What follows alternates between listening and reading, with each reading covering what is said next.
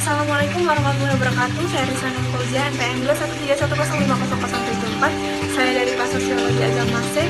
Di sini saya akan memenuhi tugas dari Bapak Agus Mahfude selaku dosen pengampu mata kuliah Sejarah Islam Nusantara. Di sini saya akan menjelaskan penyebaran Islam di Nusantara. Yang pertama, jalur masuknya Islam ke Nusantara. Yang kedua adalah Islamisasi di Nusantara. Yang ketiga adalah peran Wali Songo, dan yang keempat adalah sejarah berdirinya Kerajaan Samudra Pasai sampai ke Kerajaan Batam. Simak video berikut ya. Kemudian masuknya Islam ke Nusantara ada beberapa jalur. Yang pertama yaitu jalur perdagangan, yang kedua jalur dakwah bil alhar, yang ketiga jalur perkawinan, yang keempat jalur pendidikan, yang kelima jalur kultural, yang keenam jalur tasawuf, yang ketujuh jalur politik, dan yang kedelapan jalur seni dan budaya. Kemudian Islamisasi di Nusantara yang pertama yaitu disebabkan oleh perdagangan. Biasa pada masa itu adalah golongan pedagang, jadi mereka menjadikan faktor ekonomi sebagai pendorong utama untuk berkunjung ke Indonesia. Yang kedua yaitu perkawinan. Islamisasi perkawinan terjadi antara pedagang atau saudagar kaya dengan wanita pribumi. Dari faktor ini menyebabkan kemunculan Islam menjadi sangat luas. Yang ketiga yaitu saluran pendidikan. Awal pendidikan terjadi di lingkungan keluarga, kemudian berkembang di surau, di masjid, dan akhirnya memasuki rumah bangsawan. Dari Pulau Jawa penyebaran Islam dilakukan oleh Wali Songo. Yang keempat yaitu melalui tasawuf. Seperti yang kita ketahui, tasawuf merupakan ajaran ketuhanan yang fokus kepada kebersihan. Yang kelima adalah jalur kesenian. Kesenian menjadi media dakwah dan memanfaatkan kebudayaan tersebut untuk sarana penyebaran Islam.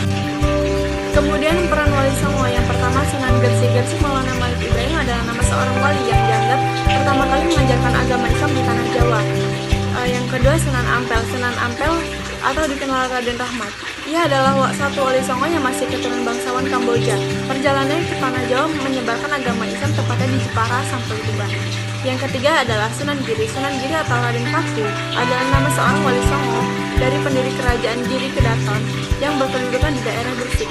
Sunan Giri dikenal sebagai pendakwah yang berdakwah melalui permainan anak-anak. Yang keempat adalah Sunan Bonang. Sunan Bonang memilih berdakwah dengan musik supaya mudah diterima oleh masyarakat Jawa pada masa itu tanpa adanya pemaksaan. Yang kelima yaitu Sunan Kalijaga. Sunan Kalijaga menjadi salah satu wali Songo yang mengajarkan agama melalui kesenian. Jadi seni yang populer digunakan oleh Sunan Kalijaga yaitu adalah wayang. Sunan Kalijaga dikenal oleh masyarakat sebagai pedalang yang handal. Yang keenam adalah Sunan Derajat, mengajarkan cara bertanam, berdagang, dan keterampilan lainnya. Yang ketujuh adalah Sunan Gunung Jati, Syarif Hidayatullah atau yang biasa dikenal sebagai Sunan Gunung Jati. Jadi berhubung dirinya berdakwah di jalur politik, keahliannya beliau adalah berdakwah lewat jalur politik membuatnya diangkat sebagai Sultan Cirebon. Yang kedelapan adalah Sunan Kudus. Sunan Kudus merupakan ulama penyebaran agama Islam di Nusantara yang tergabung dalam Dewan Dakwah bernama Wali Songo. Beliau sangat menghargai agama lain yang ada di Pulau Jawa seperti Hindu dan Buddha. Yang terakhir yang kesembilan adalah Sunan Giri yang dilahirkan dengan nama asli Raden Purwanto. Beliau menyebarkan ajaran Islam menggunakan sarana gamelan, wayang, serta kesenian daerah lainnya. Kemudian pembahasan lahirnya kerajaan Islam di Nusantara. Yang pertama yaitu Kerajaan Samudra Pasai. Kerajaan Samudra Pasai adalah kerajaan Islam yang pertama di Nusantara. Pendiri Kerajaan Samudra Pasai adalah Meral Siluh. Kerajaan Samudra Pasai memasuki masa kejayaan pada masa kepemimpinan Sultan Mahmud Malik Az-Zair. Dan keruntuhan Samudra Pasai disebabkan karena Kerajaan Samudra Pasai diserang oleh Kerajaan Majapahit, kemudian menjadi satu wilayah. Yang kedua adalah Kerajaan Malaka. Pendiri Kerajaan Malaka adalah Prangswara, dan puncak kejayaan Kerajaan Malaka ketika masa kepemimpinan Sultan Mansur Shah. Dan Kerajaan Malaka ini runtuh disebabkan oleh melemahnya pemerintahan dan Sultan sudah tidak peduli dengan masa kenegaraannya. Yang ketiga yaitu Kerajaan Aceh Darussalam. Kerajaan Aceh ini didirikan oleh Sultan Ali Mahked Shah.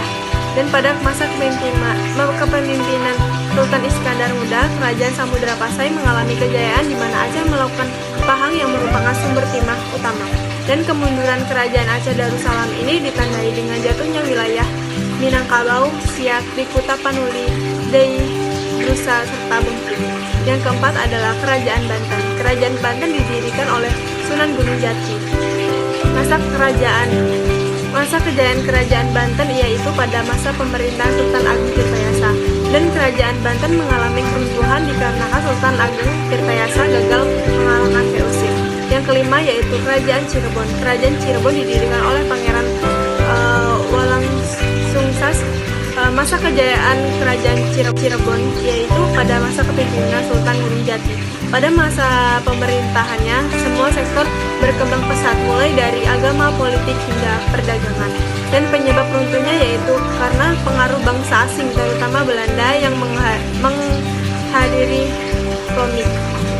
Yang keenam adalah Kerajaan Demak. Kerajaan Demak didirikan oleh Raden Patah. Masa kejayaannya berlangsung saat dipimpin oleh Sultan Ternegara. Keruntuhannya disebabkan oleh pemberontakan Adipati Hadiwijaya. Yang ketujuh adalah Kerajaan Mataram. Kerajaan ini didirikan oleh penambahan Sinapati. Seiring berjalannya waktu, Kerajaan Mataram pun terbagi menjadi dua kekuasaan, yaitu Negeri Surakarta, Negeri Kesultanan Yogyakarta. Kemudian yang kedelapan adalah Kerajaan Ternate.